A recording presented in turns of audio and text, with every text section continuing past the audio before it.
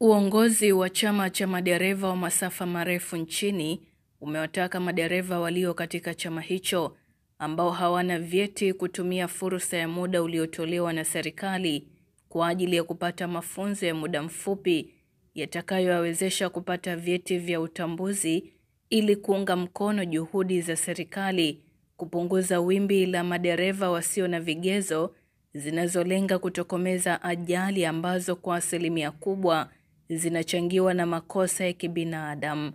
Hayo yamebainishwa na mwenyekiti wa chama hicho, Hassan Dede, katika mafunzo yaliyotolewa na Chuo cha Usafirishaji cha Taifa NIT, yanayolenga kuwajengea uwezo zaidi juu ya namna bora ya uendeshaji unaozingatia sheria za usalama barabarani.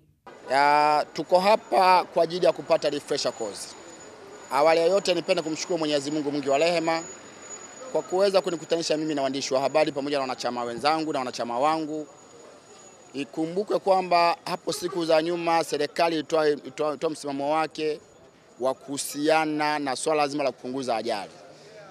Na serikali maana ya usalama barabarani, jeshi la polisi usalama barabarani kwa usimamizi wa sheria wakatoa maelekezo kwamba kila dereva sasa ahakiki leseni yake, na kwa yule ambaye hana cheti chake, kwa yule ambaye hana cheti basi napaswa kwenda kusoma. Sisi kama chama cha madereva tumeitikia wito wa kusoma, tumeitikia maelekezo ya serikali. Tunampongeza Mheshimiwa Rais Mama Samia Suluhu Hassan kwa kazi kubwa aliyoifanya na kwa kazi kubwa inayoonekana na anaendelea kuifanya. Tuna imani na mama tutuvusha 2025. Tuna imani naye sisi kama chama cha madereva na tunamuunga mkono kwa vitendo kisha kwa tunatokomeza ajali. Maana sisi madereva ndo uti wa mgongo na ndo uti wa taifa. Kwa hiyo kwa masomo haya tunakwenda kuwa madereva wazuri, madereva wenye kudereva kujihami, madereva wenye kupunguza ajali au kuondoa kabisa, lakini madereva wenye taswira ambayo inasomeka kimataifa.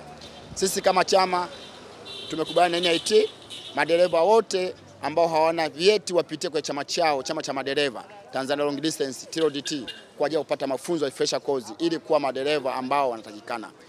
Ili uwe dereva unatambuliwa kwa vitu viwili, leseni yako pamoja na cheti chako. Kwa cha kwanza kabisa unapaswa kuwa na cheti kisha kinafuata leseni.